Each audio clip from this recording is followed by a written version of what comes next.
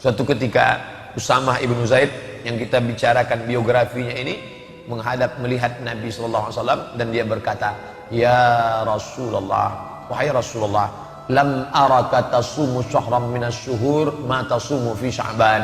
Aku tidak pernah melihat engkau berpuasa begitu banyak seperti puasa engkau di bulan Sya'ban. Nabi pun menjawab. Apa kata Nabi? "Dzalika syahrun yaghfulu anhu an-nas baina Rajab wa Ramadan."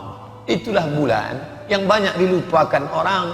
Dia terletak antara bulan Rajab dan bulan Ramadan. Beramal di bulan yang dilalaikan orang, pahalanya besar. Beramal di saat waktu orang lain lupa, pahalanya besar. Contoh, malam semua orang tidur, wan nasu niyam, semua manusia tidur. Makanya pesan Nabi, wa tusalli fil laili wan nasu niyam. Salatlah engkau di tengah malam ketika orang sedang tidur. Karena beramal pada saat orang lalai itu pahalanya besar. Dunia ini sekarang hampir tak ada orang lalai. Di tengah malam kita anggap orang lalai, orang menjerit-jerit di tengah jalan. Gol. Hampir tak ada orang lalai. Tidak ada orang lalai untuk mengisi dunia, tapi lalai kepada Allah Ta'ala banyak. Carilah saat-saat orang lalai itu. Alasan yang kedua, kata Nabi SAW, bulan itu, pada saat bulan yang orang lalai, bulan Sya'ban itu, apa dia? Allazi, yang pada saat itu yurfa'u fihil a'mal, turfa'u fihil a'mal. Pada bulan itu diangkat catatan amal manusia. Wa uhibbu an yurfa'a amali wa ana sha'im. Aku ingin ketika ila rabbil alamin, turfa'u fihil a'mal ila rabbil alamin. Pada bulan itu disangkatlah amal orang selama setahun kepada Allah Subhanahu wa taala. Wa uhibbu an yurfa'a amali wa ana sha'im. Aku ingin, aku suka, aku cinta ketika amalku itu diangkat, aku dalam keadaan berpuasa. Pada saat amal harian dilaporkan kepada Allah, Allah bertanya kepada malaikat. Allah bertanya, bukan Allah tak tahu. Allah bertanya dalam banyak ayat, dalam banyak hadis. Allah bertanya, begitu cara Allah mau ngasih tahu kepada orang yang tak tahu. Saya mau kasih tahu ke mahasiswa, tapi saya ingin bagaimana supaya mereka mendengar jawaban saya ini menjadi segar. Ada rasa ingin tahu. Karena beda antara informasi yang saya sampaikan begitu datar dengan yang saya pancing dulu. Tahukah kalian siapa orang yang paling rugi? Ketika saya katakan begitu, bukan berarti saya tak tahu. Saya ingin memberitahu kepada mereka dengan cara memancing keingintahuan, dengan cara bertanya. Maka Allah bertanya kepada malaikat, "Hai malaikat, ketika engkau bawa buku catatan hambaku itu tadi, mereka sedang apa?" Mereka sedang sholat asar berjamaah, ya Allah, bersama dengan kami. Itu amal harian. Amal pekan, sepekan. Ketika kalian bawa catatan amal hambaku itu satu pekan, mereka sedang apa? Mereka sedang puasa hari Kamis, ya Allah. Begitu juga dengan tahunan. Ketika kalian bawa buku catatan hambaku itu selama setahun, saat kalian angkat amalnya, dia sedang apa? Kata malaikat menjawab, mereka sedang berpuasa, ya Allah. Mereka tahan makan, mereka tahan minum, mereka tahan mata, mereka tahan nafsu syahwat. Padahal istrinya halal, padahal makannya halal, padahal minumnya halal. Apakah mereka pernah melihat surgaku? Tidak. Apakah pernah mereka merasakan nerakaku? Belum. Apakah pernah mereka melihat aku? Tidak. Ternyata mereka sudah sampai pada maqam ihsan. Anta'budallaha ka'annaka tarahu, fa illam takun tarahu fa innahu yaraka. Engkau sembah Allah, engkau beribadah kepada Allah seakan-akan engkau melihat dia, walaupun engkau tidak melihat dia, fa innahu yaraka, tapi engkau merasakan sedang dilihat oleh dia. Dan orang paling merasakan ihsan itu ketika sedang puasa. Ketika sedang sholat, orang ihsan, tak berani dia menggerakkan biji matanya ke atas karena dia sedang merasa dilihat, dipandang Allah. Pada saat orang melaksanakan ibadah umrah, dia sedang ihsan. Tak berani dia mencabut bulu hidungnya, tak berani dia mencabut rambutnya, tak berani dia mencabut duri di pokok kayu, tak berani dia membunuh binatang, karena dia sedang merasakan ihsan, pengawasan Allah SWT. Maka pada saat puasa, tak berani dia makan, tak berani dia minum, tak berani dia berpikir yang tidak-tidak, tak berani dia berkata-kata bohong, dusta, sia-sia, lara. Kenapa? Dia sedang berada dalam pengawasan Allah Subhanahu wa ta'ala. Nah, apapun level kita, semua kita adalah hamba Allah yang merendahkan diri, mendekatkan diri kepada Allah. Salah satu ibadah utama adalah ibadah puasa. Sampai-sampai dikatakan Allah akan menjauhkan dia beratus musim. Satu tahun ada 4 musim. Musim saif, musim panas. Musim syita, musim dingin. Musim kharif, musim gugur. Musim rabi', musim bunga. Maka orang yang berpuasa, Allah sudah menjauhkan dia dari sekian puluh musim, bertahun-tahun dari neraka jahanam. Bahkan di antara husnul khatimah, mati dalam keadaan melaksanakan puasa. Pak Fulan meninggal kenapa? Meninggal dia sakit Pak Ustaz, tapi kemudian dia rajin puasa sunat, meninggal dia. Meninggalnya bukan karena puasa itu.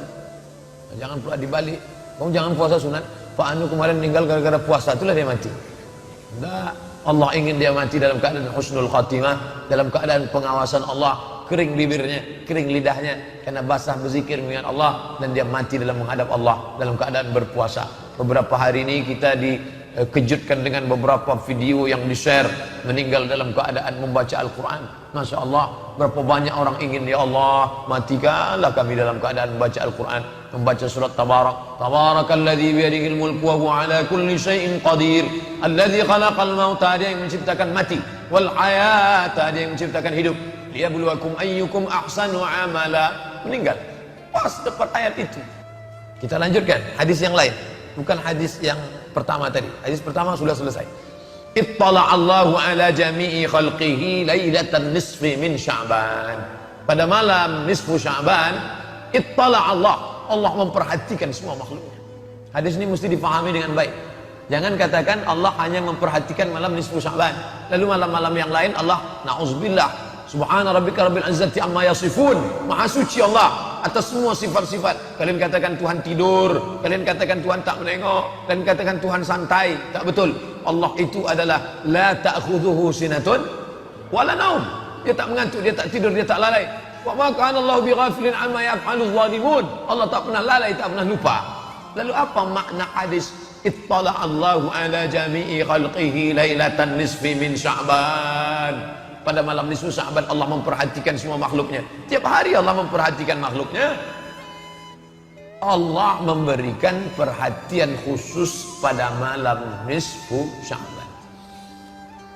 Fayaghfiru li jami'i khalqihi, diampunkannya semua makhluknya yang meminta malam itu, yang berdoa malam itu, yang bermunajat malam itu.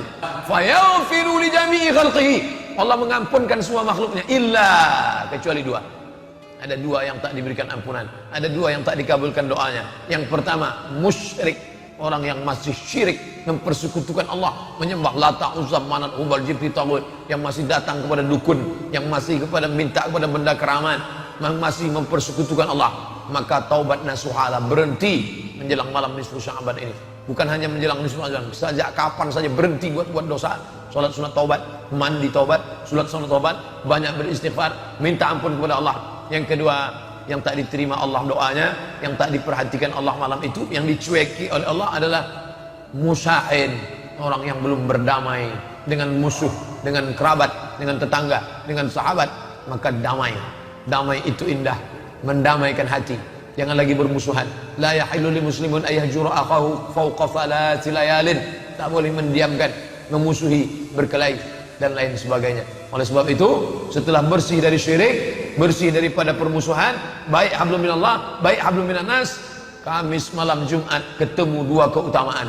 Malam nisfu Sya'ban, malam sayyidul ayyam, sayyidul syuhur, induk dari segala bulan Ramadan. Sayyidul ayyam, induk dari segala hari Jumat. Hari Jumat sudah dimulai pada petang Kamis malam Jumat. Man qara'a suratal kahfi yaumal jumu'ah, siapa yang membaca surat kahfi petang Jumat, malam Jumat, hari Jumat, siang Jumat, adha'a lahu min nur, Allah memberikan dia nur, cahaya pencerahan, ma bainal jumu'ataini, antara 2 Jumat. Habis maghrib itu baca surat al-kahfi, baik. Saya baca al-kahfinya besok lah Pak Ustaz, baik. Saya mau baca Quran malam ini khatam Pak Ustaz, baik. Lalu datang orang berjumpa dengan ulama, wahai tuan ulama, ya malam nisfu Sya'ban, betul.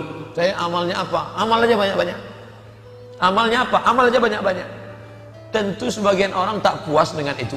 Dia mau ustaz itu menyebutkan, sebutlah ustaz secara detail teks. Lalu kata ustaz itu, bacalah surat Yasin. Kenapa Yasin disuruh?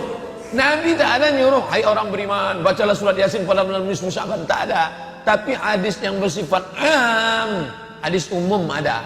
Man qara'a Yasin fi lailatin, siapa yang baca surat Yasin pada suatu malam, asbaha maghfuran lah, pada waktu subuhnya dia sudah diampunkan Allah Subhanahu wa taala. Jadi nanti kalau ada yang membid'ahkan baca Yasin malam nisfu Sya'ban, dalilnya umum ada.